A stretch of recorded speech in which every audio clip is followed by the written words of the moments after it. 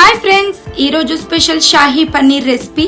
ఇది రోటీలో చాలా బాగుంటుంది. ఉల్లిగడ్డ ముక్కల్ని ఒక 5 నిమిషాలు ఉడకపెట్టుకున్న తర్వాత చల్లారిన తర్వాత మెత్తగా మిక్సీ పట్టుకోవాలి. దాల్చిన చెక్క, మిరియాలు, లవంగాలు వేసి మెత్తగా దంచుకోవాలి. పన్నీర్ ని క్యూబ్స్ లాగా కట్ చేసుకోవాలి. చిన్న కప్ అంతా ఆయిల్ పోసుకొని ఒక బగారా ఆకు, దంచుకున్న మసాలా, పొడుగా కట్ చేసుకున్న పచ్చిమిర్చి, 1 నిమిషం తర్వాత ఉల్లిగడ్డ పేస్ట్ వేసుకోవాలి. 2 నిమిషాల తర్వాత అల్లం వెల్లుల్లి పేస్ట్ వేయాలి. జీడిపప్పు పేస్ట్ వేయాలి. 2 నిమిషాలు మగ్గిన తర్వాత 1 కప్ అంత పెరుగు వేయాలి. స్టవ్ ని మీడియం ఫ్లేమ్ లో పెట్టుకొని ఆయిల్ పైకి తేలిన తర్వాత ఫ్రెష్ క్రీమ్ వేసుకోవాలి.